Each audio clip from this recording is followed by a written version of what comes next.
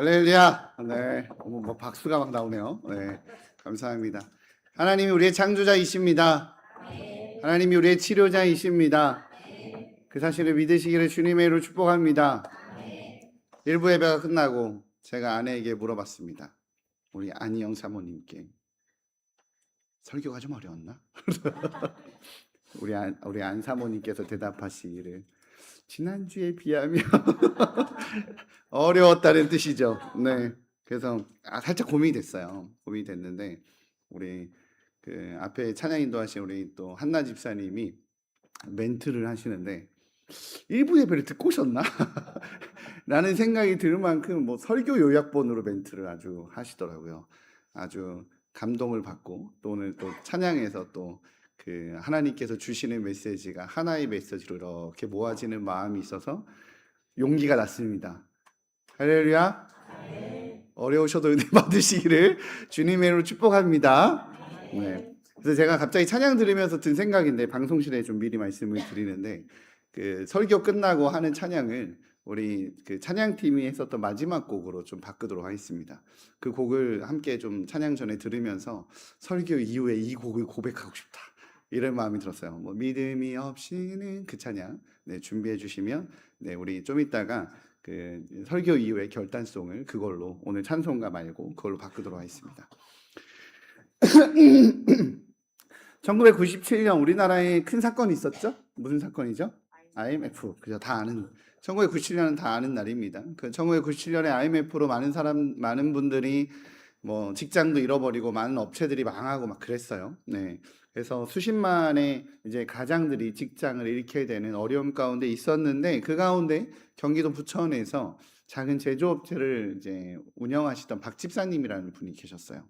이 박 집사님도 이제 전국적으로 몰아치게 될 이 IMF의 한파에 타격을 맞아서 10년간 꾸려왔었던 공장이 이제 망하게 됩니다. 그렇게 한순간에 부도 처리되는 것을 눈으로 보게 됐어요. 거래처 대금도 받지 못하고 직원들한테 월급도 주지 못하고 설상가상으로 이제 보증을 서준 친구의 회사까지 망하게 되면서 이제 집마저 경매에 넘겨지게 되는 상황에 처하시게 되었습니다. 집도 다 이제 나가게 되고 공장도 다 망하게 되고 갈 데가 없으니까 사랑하는 아내와 두 자녀를 데리고 갈 데가 없어서 이제 처갓집 살이를 하시게 된 거예요. 너무너무 외롭고 힘겨운 시간이었다라고 합니다. 그래서 처갓집 살이를 할 때 밤에 아무도 없을 때 담요를 덮고 이불을 덮고 혼자 소리 없이 그렇게 우셨다라고 해요. 사람이 이렇게 답답하고 막막하고 화가 나고 힘겨우면 뭐라도 하고 싶은 마음이 듭니다. 너무너무 괴로워서 이제 술이라도 한잔 하고 싶으셨는데 이분이 또 신앙이 있으신 분이기도 하셨지만 술을 마시러 갈 수가 없었대요. 왜 그러냐면 편의점에서 소주 하나를 사려는 그 1,000원이 자기 손에 없었다고 합니다. 그래서 그 1,000원이 없어서 역설적으로 정말 가진 게 아무것도 없어서 완전히 탈탈 다 털린 상태여서 그래서 오히려 절제할 수 있었다라고 하더라고요. 그분이 돈이 한 푼도 없으면 돈이 뭐 어딜 가려고 해도 돈이 있어야 가잖아요. 그죠? 근데 돈이 한 푼도 없는데 갈 데가 없는 상황에서 돈이 없어도 가는 데가 돈이 없이 와도 뭐라고 안 하는 데가 딱 한 군데 있더래요. 어디죠? 교회. 맞아요. 교회 예배당 문이 열려져 있는데 교회는 가만히 앉아 있어도 돈 안 내도 뭐 아무도 뭐라 안 하는 거예요. 그냥 그러니까 이제 교회를 갔대요. 원래 교회를 다니셨던 분이시니까 교회를 가서 깜깜한 예배당에 기도실에 혼자 이제 앉아 있다 보면 뭐가 나오죠? 기도가 나오죠. 힘드니까. 뭐 눈물도 나오고 힘드니까 울기도 하고 기도도 하고 부르짖다가 혼자 텅 빈 예배당에서 기도를 혼자 해보신 경험이 있으신 분들은 아시는데요. 계속 기도하면 또 기도가 안 나와요. 지치거든요. 지치면 이제 성경 봅니다. 그러다가 이제 또 성경이 말씀에 이렇게 막 감동이 되면 또 찬양 혼자 또 불러요. 그러다가 찬양 부르다가 또 이제 막 마음이 또 뜨거워지기 시작하면 또 기도해요. 이 혼자만의 부흥에는 대부분 그렇게 시작이 되거든요. 혼자 교회 와서 깜깜한데 혼자 찬양하다가 기도하다가 성경 보다가 울다가 그렇게 혼자 난리를 쳐도 나가라고 아무도 뭐라 안 하고 하니까 교회는 교회에 있으시다가 그렇게 울고 찬양하고 기도하고 그러다가 말씀 한 구절이 자신의 머리에 가슴에 탁 박히는 거예요.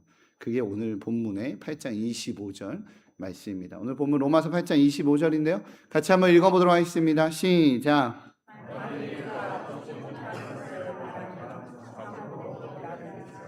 네, 성경이 말씀하시는 거예요. 참음으로 기다릴지니라. 결론은 참으라는 거죠.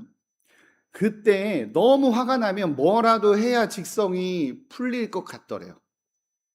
막 소리를 지르든지, 뭐 편의점에 가서 술을 막 잔뜩 사놓고 마시든지, 길거리에 나가서 막 소리를 지르고 지나가는 사람한테 시비를 걸고 막 그렇게 그래야 직성이 풀릴 것 같고, 한강다리를 찾아가든지 뭐라도 해야 그래도 이 답답한 마음이 풀어질 것 같은데, 성경은 뭐 하라고 말씀하신다고요?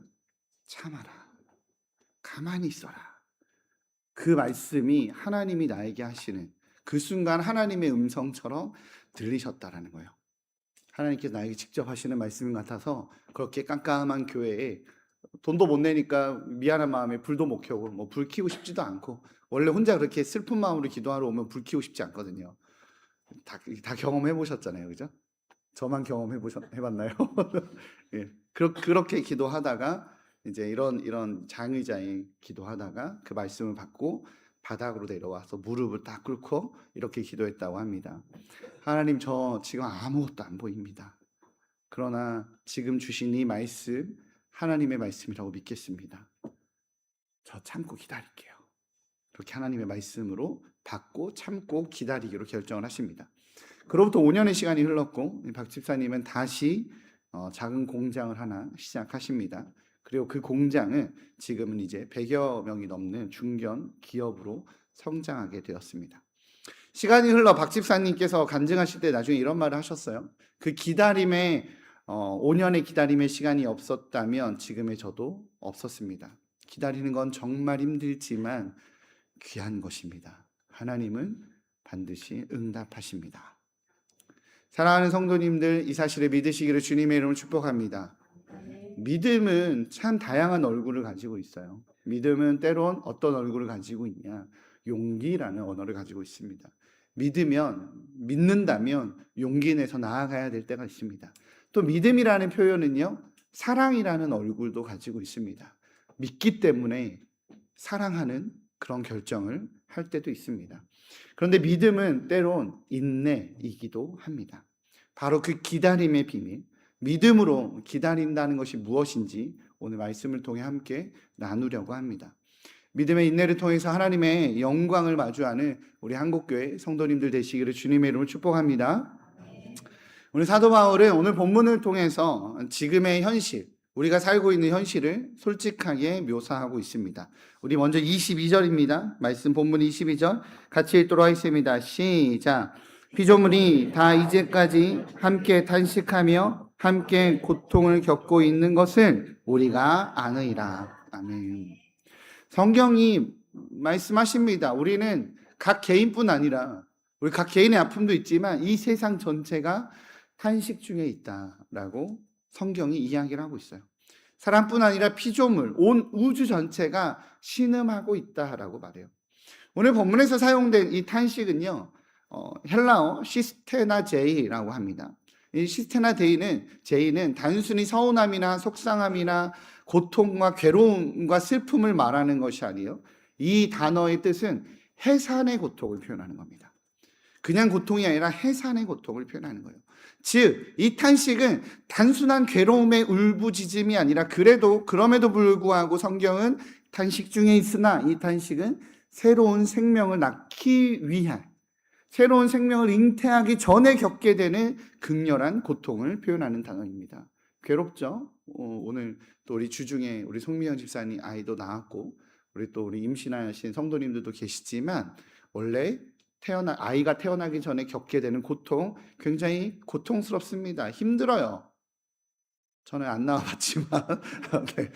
목사님 뭘 한다고 이렇게 생각하실 수도 있겠지만 그렇습니다. 근데 어쨌든 성경은 온 창조 세계가 고통스러워한다. 그러나 그것을 고통으로 끝나지 아니하고 새로운 무언가가 나오기를 준비하고 기대하며 겪는 그 고통이라고 성경은 표현합니다.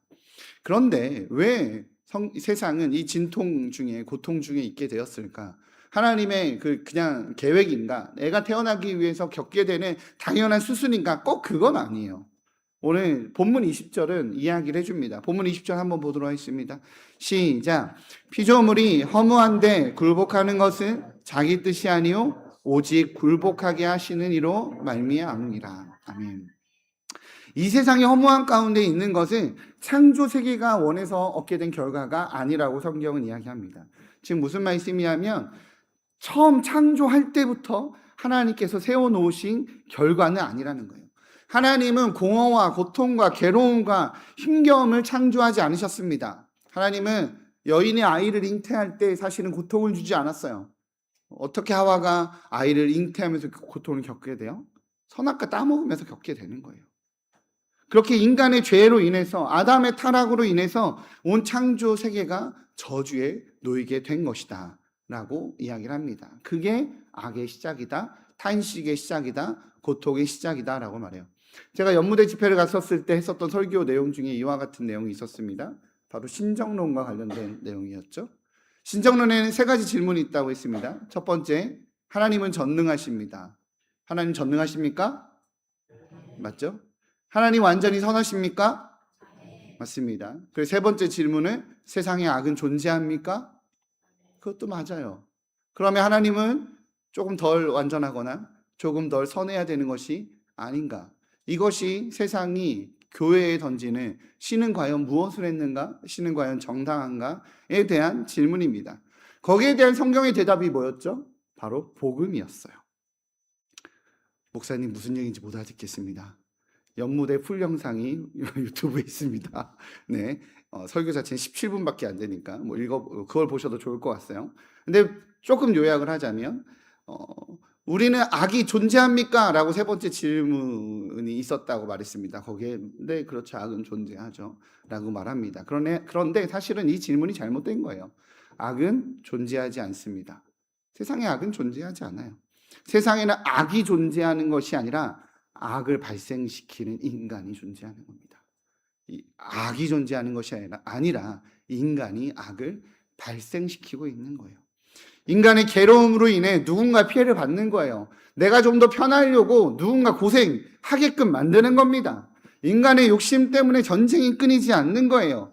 인간의 고집 때문에 그렇게 아내 이겨먹으려고, 그렇게 남편 이겨먹으려고, 그렇게 부모 이겨먹으려고 하다가 가정이 무너지고 신뢰가 깨지는 겁니다.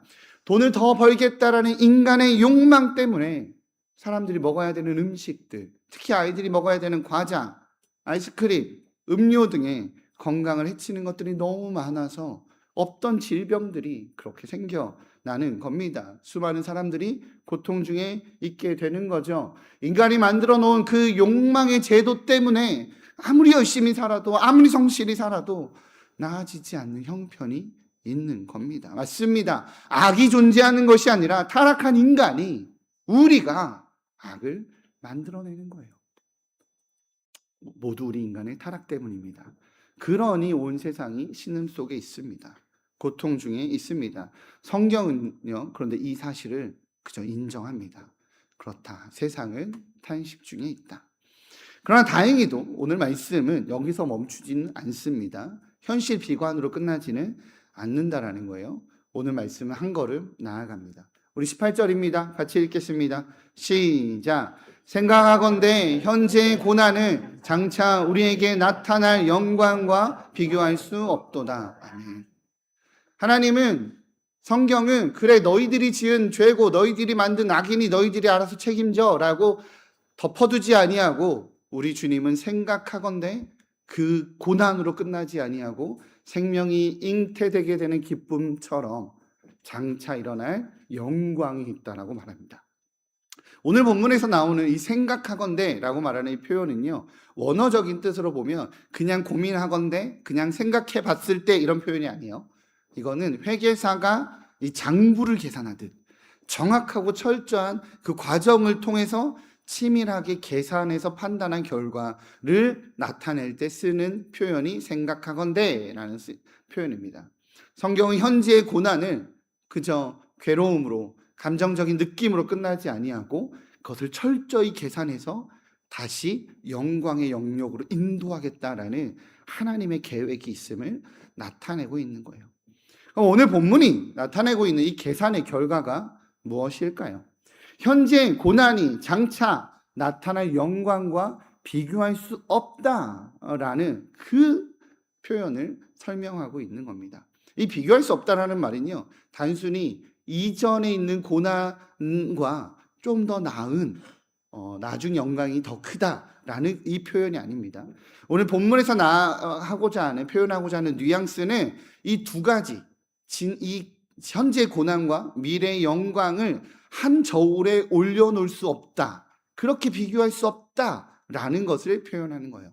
지금 무슨 얘기냐면, 이 마치 양동이에 있는 물과 태평양에 가득 차 있는 바다가 비교할 수 없듯이, 오늘 성경은 지금 우리가 겪고 있는 고난이 하나님께서 나중에 주실 이 영광엔 감히 저울에 달 수도 없어, 감히 비교할 수가 없어, 완전히 차원이 다른 거야 라고 사도 바울은 외치고 있는 겁니다. 그러면 이후에 나타날 영광은 무엇일까요? 오늘 사도 바울은, 성경은 19절과 21절에 그 영광을 설명하고 있습니다. 19절입니다. 19절 같이 읽겠습니다. 시작.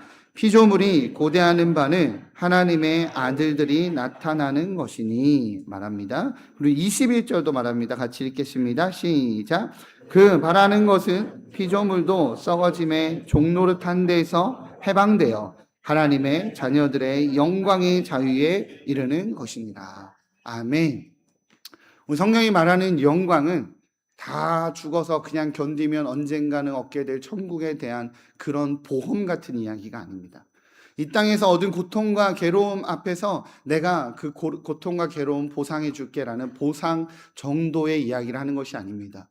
완전히 뒤집어서 그 온 세계를 내가 완벽하게 새롭게 하겠다라는 약속이에요. 죄와 죽음의 그 부패가 완전히 극복되어지는 그 새로운 세계를 누릴 수 있게 해주겠다라는 겁니다. 하나님의 자녀들이 영광 중에 나타나기에 온 우주의 탄식에서 내가 완전하게 해방시켜 주겠다라고 이야기를 하는 것입니다. 하나님께서는 이 일을 이루시고 완성시키실 것입니다. 믿으십니까? 이 사실을 기대하시고 사모하시기를 바라요. 우리는 단순히 나의 이 고난이 끝나면 나에게 그냥 내 욕망이 채워지는 그 보상 정도의 수준이 아니라, 우리 하나님 그 역사의 편람 가운데 우리 주님께서 이뤄놓으실 완전한 세계의 그 방향을 향해 가고 있다는 거예요. 우리는 하나님께서 준비해 놓으신 완성을 향해 달려나가고 있는 그 이야기 속 중간 지점에 있는 겁니다. 책의 3분의 2쯤 읽었으나 이 책의 끝은 꼭 두 관씩처럼 먼저 결론을 이야기해 주는 거죠. 어떻게 말합니까? 이 결과가, 지금은 고통 중에 있으나 그 책의 결과는, 우리 인생의 결과는, 세상의 결과는 하나님께서 완성시키실 거라는 겁니다. 할렐루야. 하나님께서 영광으로 덮으실 거라는 겁니다. 우리 주님이 회복시키실 거라는 겁니다. 그러니 지금의 고난에 집중하지 말고 믿음의 눈으로 하나님을 바라보라고, 아직도 여전히 신음하고 있는 현실 중에 있다 할지라도 우리 주님이 이루신 그 소망이 진리가 되시는 우리 한국교회 성도님들 되시기를 주님의 이름으로 축복합니다. 그러면 그 결말을 아는 우리는 어떻게 있어야 되는지 성경은 대답해 줍니다. 우리는 그 영광이 오기까지 어떻게 살아가야 하는가? 그 질문에 대한 대답이라는 거죠. 우리 23절 보도록 하겠습니다. 23절 시작. 그뿐 아니라 또한 우리 곧 성령의 처음 익은 열매를 받은 우리까지도 속으로 탄식하여 양자될 것 곧 우리 몸의 속량을 기다리느니라. 아멘. 오늘 본문에서 우리가 좀 주목해야 되는 것은 성령의 처음 익은 열매를 받은 우리까지도 라는 표현이에요. 성령을 받은 사람, 이미 하나님의 자녀가 된 사람, 바로 우리들도 탄식합니다. 세상이 주는 고통, 세상이 주는 고난, 인간 스스로 만들어낸 죄악으로 인해서 하나님의 사람들도 탄식 가운데 있어요. 목사님, 근데 그건 좀 공정하지 않은 것 같습니다. 아니, 악을 저지르고 죄를 저질렀으면 그 악에 대한 대가는 그 사람들만 받아야지, 왜 하나님 잘 믿고 주님 잘 따르는 우리도 받나요? 왜 그러냐면 우리가 같이 있기 때문에 그래요. 함께 존재하기 때문에 그렇습니다. 우리가 떨어져 있지 않아서 그래요. 예를 들어서 이쪽 문가에 앉아 계신 분들 중에 어느 한 사람이 갑자기 소리를 지르고 화를 낸다라고 칩시다. 여기 있는 분들 아무도 화를 내거나 소리를 지르지 않았지만 그 소리는 이쪽 끝에 있는 분에게 들립니까? 안 들립니까? 들려요. 영향을 미치게 되어 있어요. 세상이 짓는 악이라 할지라도, 세상이 자신의 욕망 가운데 짓는 죄라 할지라도 우리가 이 세상에 같이 있기 때문에 그 탄식에, 그 고난에 우리도 그 가운데 있게 됩니다. 맞습니다. 예수를 믿는다고 해서, 신앙생활을 하는 성도라고 해서 이 세상이 주는 고난에 즉시 면제받지는 않습니다. 그래서 우리도 여전히 아프고 슬프고 한계를 만나게 된다는 것이죠. 그럼에도 잊지 말아야 되는 결정적인 차이가 있다라는 거예요. 세상의 탄식은요, 소망 없는 탄식이에요. 왜 괴롭고 그저 고통스럽고 힘겨워서 울부짖는 탄식이라면 그리스도인의 탄식은 소망을 향한 탄식이 되어야 된다라는 거예요. 주님 마라나타 주 예수여 어서 오시옵소서. 주님 언제 오십니까? 주님 회복시키십시오. 주님께서 일하실 것을 믿습니다. 라고 말하는 소망의 탄식이어야 된다라는 것입니다. 세상의 탄식은 절망과 고통의 울부짖음이라면 하나님의 사람들의 탄식은 기대감에서 나오는 탄식이라는 겁니다. 소망하는 것이 속히 일어나기를 바라는 그 기대감에서 나오는 탄식이라는 거예요. 오늘 본문은 그 소망의 내용에 대해서 말합니다. 24절, 25절입니다. 같이 읽겠습니다. 시작. 우리가 소망으로 구원을 얻었음에 보이는 소망이 아니니 보는 것을 누가 바라리요? 만일 우리가 보지 못하는 것을 바라면 참음으로 기다릴지니라. 아멘. 오늘 말씀은 우리에게 중요한 진리를 하나 이야기합니다. 소망은요, 보이지 않는 것을 향하는 거예요. 죄송하지만 눈에 보이는 것을 기다리는 것은 사실은 대부분 소망이 아니라 욕망일 때가 많습니다. 욕심일 때가 많아요. 이것을 걸면 딸 거야 라고 말하면서 소망이 아니라 배팅을 하는 건 대부분 뭐죠? 도박이에요. 도박. 성경이 말하는 소망은 그 소망이 아닙니다.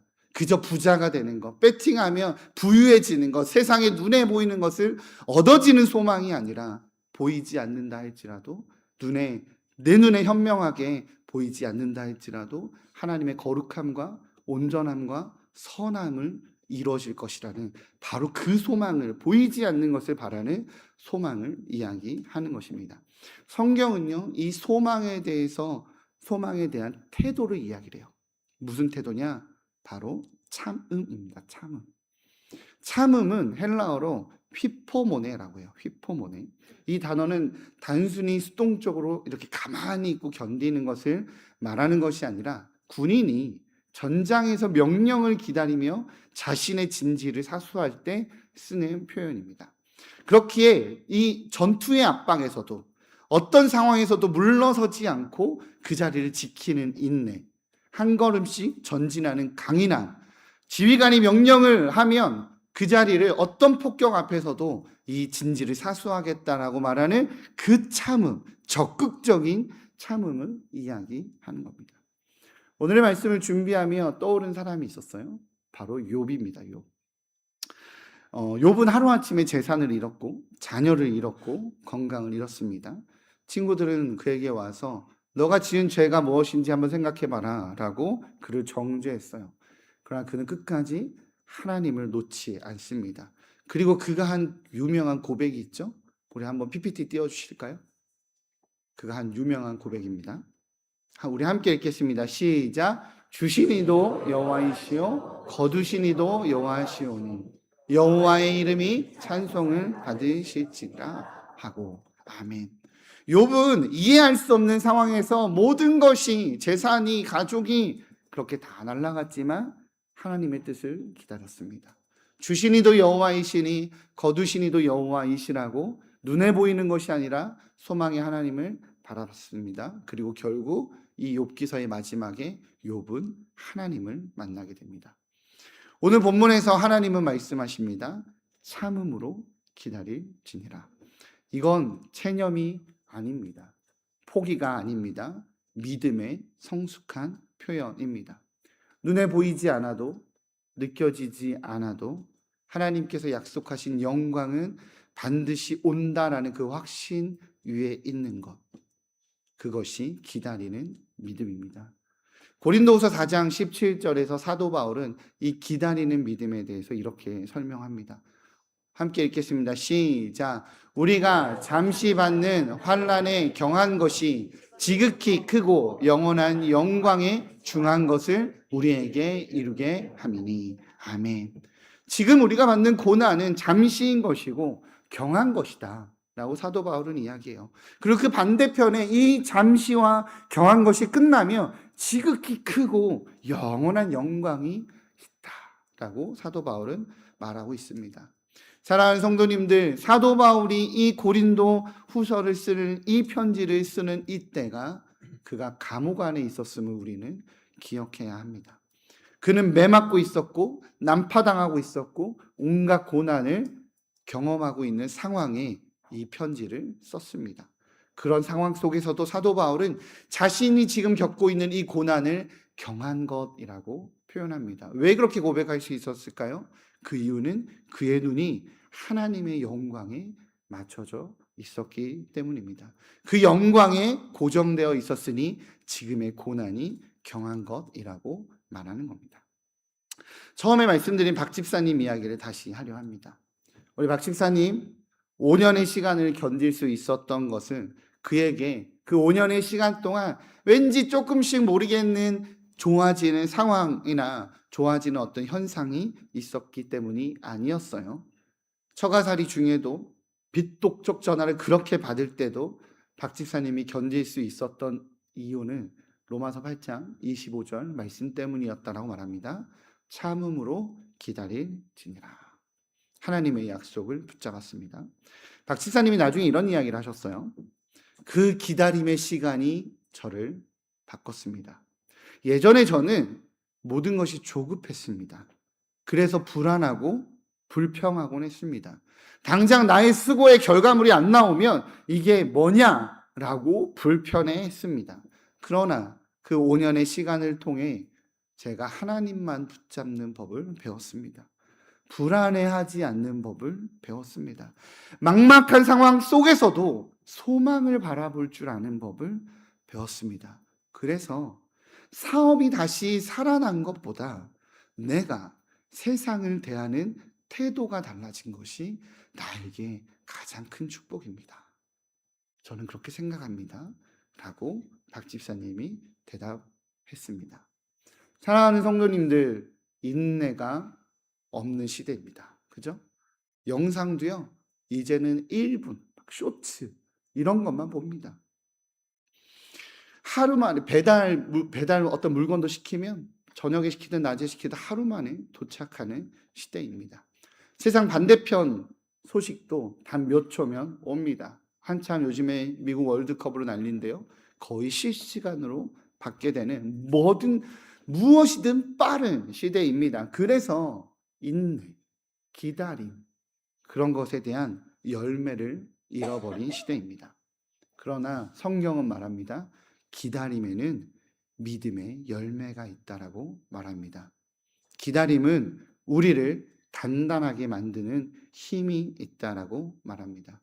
그렇게 로마서 5장 3절과 4절은 우리에게 이 말씀을 주십니다. 우리 로마서 5장 3절과 4절 같이 한번 읽어보도록 하겠습니다. 함께 읽겠습니다. 시작. 다만 이뿐 아니라 우리가 환난 중에도 즐거워하나니 이는 환난은 인내를, 인내는 연단을, 연단은 소망을 이루는 줄 알미로다. 아멘. 잊지 마시기 바랍니다. 기다림의 시간은 낭비의 시간이 아닙니다. 그것은 하나님께서 나를 빚어가는 시간입니다. 그 시간을 두려움과 불안과 불평과 화남으로 보내지 마시고 믿음으로 보내시기를 주님의 이름으로 축복합니다. 저는 우리 성도님들 지금 어떤 기다림의 자리에 계십니까? 아마 그 기다림의 자리가 누군가는 굉장히 춥고 괴롭고 외롭고 힘드실 거라고 생각이 됩니다. 담임 목사지만 담임 목사가 저라도 감히 제가 잘 압니다라고 말할 수 없을 만큼의 어렵고 외로운 시간을 보내시는 분도 계실 겁니다. 그러나 잊지 마시기 바랍니다. 눈앞에 있는 담임 목사는 모를 수 있어도 하나님은 아십니다. 그 외로움을, 그 기다림을, 그 견딤을, 그 버거움을 우리 주님은 아십니다. 그리고 오늘 말씀을 통해 우리 주님께서 그렇게 이야기하실 거라 확신합니다. 사랑하는 딸아, 사랑하는 아들아, 포기하지 말아라. 그곳이 내가 너를 빚어가는 자리란다. 내가 약속한 영광은 반드시 온다. 참음으로 기다려라. 우리 주님이 주시는 음성인 줄 믿습니다. 온 우주가 함께 탄식하며 기다리고 있다라고 오늘 성경은 이야기합니다. 피조물도 하나님의 자녀들이 나타나기를 기다립니다. 그리고 그 기다림으로 인해 얻게 되는 영광은 현재의 모든 고난과 비교할 수 없을 만큼 크고 찬란하다고 오늘 성경은 우리에게 알려주고 있습니다. 이를 위해 우리 주 예수 그리스도께서는 십자가의 극한 고난을 참으셨습니다. 수치와 고통을 감내하시며 부활을 이루셨습니다. 그 예수님이 우리 곁에 계십니다. 믿으십니까? 우리의 기다림 속에 함께 계십니다. 그러니 믿음으로 기다리시기를 주님의 이름으로 축복합니다. 오늘도 내일도 그 다음 날도 길어지는 것 같고 막막해 보이고 답답하고 아무것도 바뀌지 않는 것 같아 보인다 할지라도 믿음의 눈을 들어 주님을 바라보며 소망으로 기다리시기를 축복합니다. 소망은 절대 부끄럽게 하지 않습니다. 하나님을 기다리는 자를 하나님은 실망시키지 않습니다. 기다림이라는 믿음의 인내를 지켜가기에 하나님께서 예비하신 이 영광의 열매를 누리는 우리 한국교회 귀한 성도님들 되시기를 주님의 이름으로 축복합니다. 기도하겠습니다. 사랑해 주님 감사합니다. 하나님, 그래도 힘듭니다. 그래도 외롭습니다. 그래도 지칩니다. 그러나 주님, 믿음으로 기다리고 믿음으로 사모합니다. 하늘의 영광을 허락하여 주옵소서. 주님을 바라보는 믿음을 허락하여 주옵소서. 그리하여 그 결국에는 승리를 누리고 영광을 맛보는 우리 한국교회 귀한 성도들 되게 하여 주옵소서. 감사합니다. 우리 주 예수 그리스도의 이름으로 기도합니다.